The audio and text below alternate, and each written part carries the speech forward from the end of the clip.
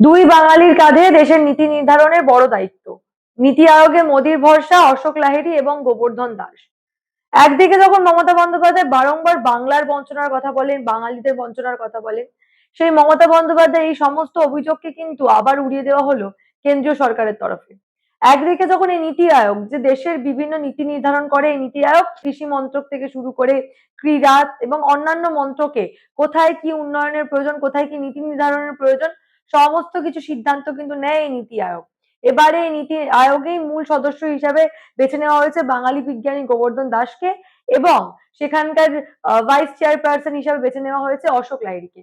আপনারা প্রত্যেকে জানেন 2021 নির্বাচনে এই অশোক লাহিড়ী কিন্তু বিজেপির প্রার্থী ছিলেন, বালুরঘাটের প্রার্থী, এবং সেখান থেকে তিনি নির্বাচনে জয়লাভ করে বিধায়ক হয়েছিলেন।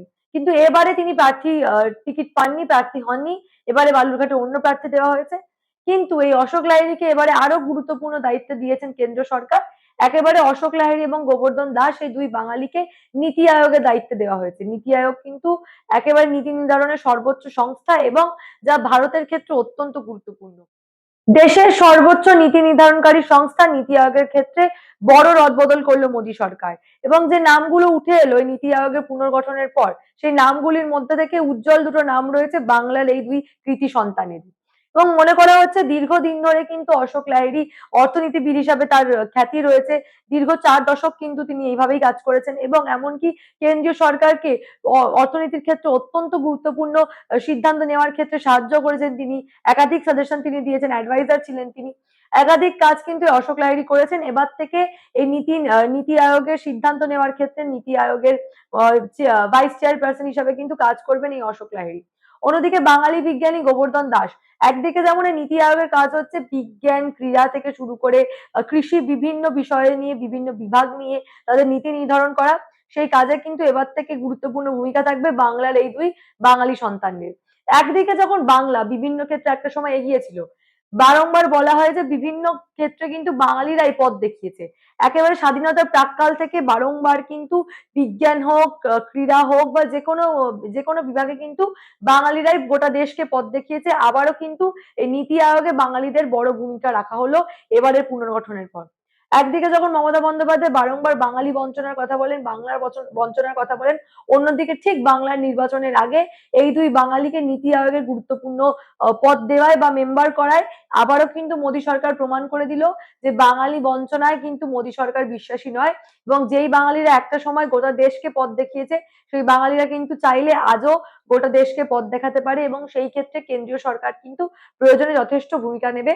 তা আবারও কিন্তু নীতি আয়োগের রদবদলের পর প্রমাণিত হয়ে গেল। দেখুন, মমতা ব্যানার্জি সম্পূর্ণ মিথ্যে কথা বলেন। আইআইটি থেকে শুরু করে আইজার বিভিন্ন সেন্ট্রাল ইউনিভার্সিটির যত ডিরেক্টর আছে তাদের অধিকাংশ ডিরেক্টর বাঙালি। আমি 3টে উদাহরণ দিই যাদের আমি একদম পার্সোনালি চিনি। 1 নম্বর হচ্ছেন আমাদের স্যার ছিলেন, আমার নিজের মাস্টারমশাই ছিলেন আইআইটি ধারওয়াড়ের ডিরেক্টর প্রফেসর ভি.আর. দেশাই। 2 নম্বর আমাদের ব্যাচের মেকানিক্যালের ফার্স্ট বয় সুমন এখন খড়গপুরের ডিরেক্টর।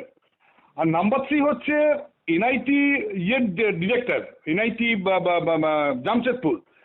সেখানেও আমাদের যাদবপুরের প্রফেসর গিয়ে ওখানে মানে আমাদের ভীষণ পরিচিত লোক প্রফেসর সূত্রধর, উনি ওখানে ডিরেক্টর। মানে একদম খুব কাছাকাছি আমি বলছি, যারা একদম খুব কাছাকাছি। এই আমি ওই ধারওয়াড়ে যার কথা বললাম উনি সারা জীবন খড়গপুরে থেকেছেন, খড়গপুর আইআইটিতে পড়িয়েছেন। চারিদিকে আইজার থেকে শুরু করে বিভিন্ন ইনস্টিটিউটে বহু বাঙালি টপ পজিশনে আছে। এবং তারপর আজকে এতদিন নীতি আয়োগের মাথায় মেইনলি অ্যাডমিনিস্ট্রেটররা বসতো, আইএসটা বসতো, বা বিদেশ থেকে লোকটোক। এই প্রথম দেখা যাচ্ছে নীতি আয়োগের মাথায় একজনকে বসাচ্ছেন যিনি বাঙালি, একদম প্রেসিডেন্সি কলেজের ছাত্র, অ্যাবসলিউটলি কম্পিটেন্ট লোক। মানে আমরা ভাবতে পারি কেমন লাগছে, যার সঙ্গে দুদিন আগে বসে আড্ডা মারতাম এটসেট্রা, সেই ধরনের একটা মানুষ আজকে ওখানে মানে অত্যন্ত ভদ্র মানুষ এবং আমাদের বাংলা মিডিয়ামে পড়া ছেলে। সত্যি বড় কথা, আমাদের বাংলা মিডিয়ামে মানে গ্রামের বাংলা মিডিয়ামে পড়া একটি ছেলে, সে আজকে, এবং দুজনেই উনি এবং ডক্টর গোবর্ধন দাস দুজনেই আমাদের মানে একদম বাংলা মিডিয়ামে পড়া ছেলে। তারা দেশের আজকে একদম সর্বোচ্চ নীতি নির্ধারণ জায়গায় গেছেন। এবং এটা সবাইকে জানতে হবে যে জিনিসটা কি।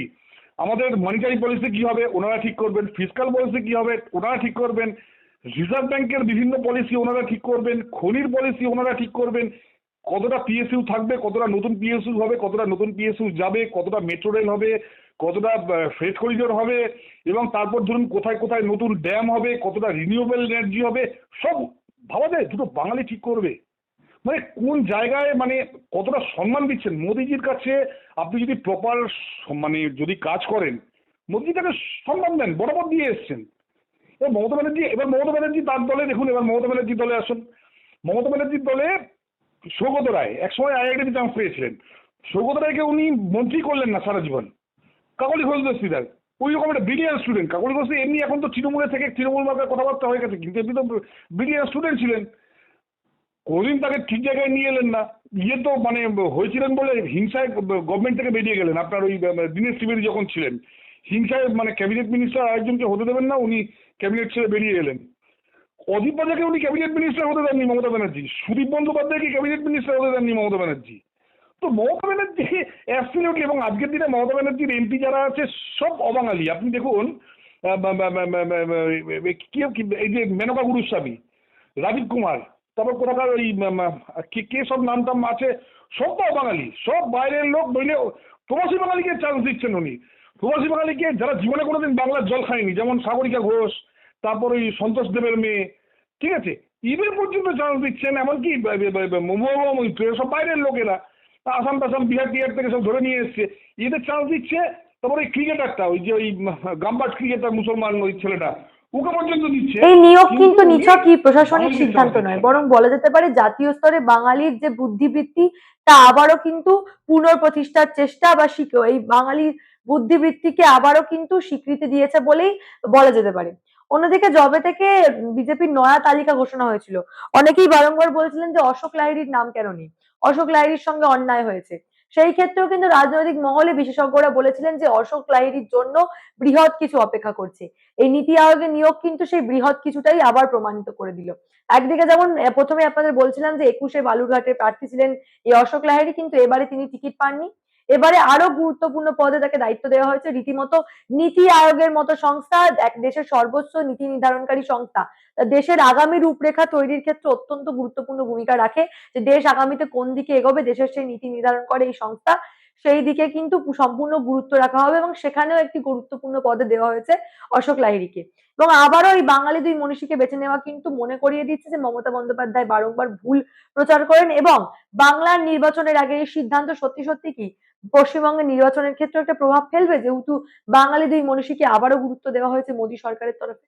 এই বিষয় নিয়ে আপনারা কি ভাবছেন? আপনাদের মূল্যবান এবং গুরুত্বপূর্ণ মতামত অবশ্যই আমাকে জানাবেন দ্য নিউজ বাংলার কমেন্ট সেকশনে, এবং দেখতে থাকুন দ্য নিউজ বাংলা।